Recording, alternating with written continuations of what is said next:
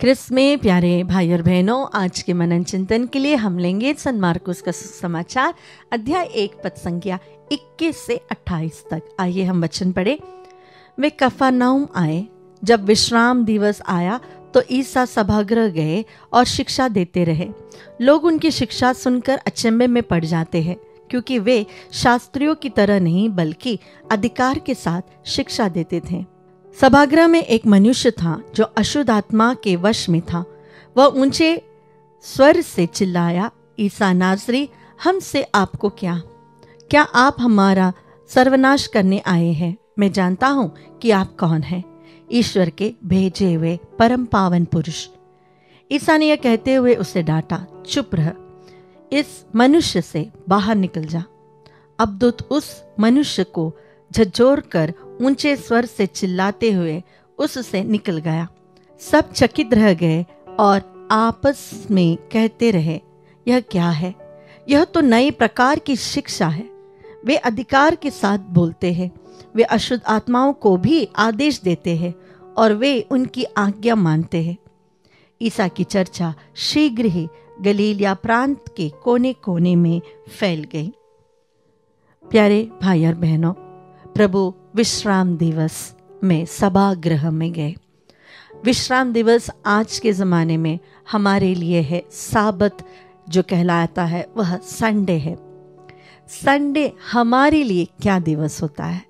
आमतौर पर संडे हमारे लिए रेस्ट का दिन है, कपड़े धोने का दिन है, ज़्यादा बाहर घूमने का दिन है, मौज मस्ती करने का दिन है। पूरे हफ्ते के जितने भी थकावट है वो सारे थकावट हटाने का दिन है। घर में जो बैलेंस काम है वह काम करने का दिन है। लेकिन एक्चुअली साबत क्या है? साबत प्रभु के साथ विश्राम करने का दिन है। प्रभु के साथ विश्राम करने का दिन है। साबत वह दिन है जब हम 6 दिन के काम अपने जीवन में अपने लिए काम करने के बाद 7वां दिन हम पूर्ण रूप से प्रभु के लिए अवेलेबल होते हैं, प्रभु के लिए उपलब्ध होते हैं। लेकिन उसमें भी हम चोरी कर हम हमारी मर्जी के समान जीते हैं। जब तक हम साबत का आदर नहीं करते, संडे को रेस्पेक्ट नहीं करते या संडे को पवित्र नहीं रखते, तब तक हमारे जीवन में आशीष नहीं होगी, क्योंकि 10 आज्ञाओं में से तीसरी आज्ञा का उल्लंघन हम करते हैं। हमारे लिए हम जानते हैं कि पूरे हफ्ते काम करने के बाद बहुत सारे काम पेंडिंग होते हैं और वही हमें संडे करना है। मना नहीं करूंगी, लेकिन एक बार कोशिश करके देखिएगा कि संडे को पवित्र रखने को, संडे का समय प्रभु के बारे में मनन चिंतन करना, मिसा में जाना, बच्चों को कैटेकिज्म क्लास में भेजना, साथ बैठकर प्रेयर करना, अपने जीवन को इवैल्यूएट करना, थोड़ा और टाइम प्रभु के साथ स्पेंड करने की कोशिश कर देखिएगा। आपके जीवन में बहुत बहुत बहुत ज़्यादा ब्लेसिंग्स आएंगी। बिजनेस करने वालों लोगों से मैं कहूँगी, संडे के दिन एक ऑफ ज़रूर लेना। जब आप संडे को ऑफ रखना शुरू करोगे तो आपकी बिजनेस में बरकत आएगी, प्रभु की आशीष आएगी। इसका एक ही कारण है कि 10 आज्ञाओं में से तीसरी आज्ञा का आप आदर करते हो, सम्मान करते हो, उसका पालन करते हो। जब हम कोई भी आज्ञा का उल्लंघन करते हैं, हमारे जीवन में ग्रेसेस कम हो जाते हैं, हमारे जीवन में ग्रेसेस कम होते हैं। प्यारे भाई और बहनों, आपके बच्चे रोज आप स्कूल भेजते हैं, रोज बच्चे सवेरे उठते हैं, कॉलेज जाने वाले कॉलेज के लिए जाते हैं, बस संडे के दिन ही है कि उन्हें चर्च में आने का टाइम नहीं होता। चर्च में कैटेकिज्म क्लास में बच्चे नहीं आते। क्यों? उस दिन उनको ट्यूशन्स होते हैं।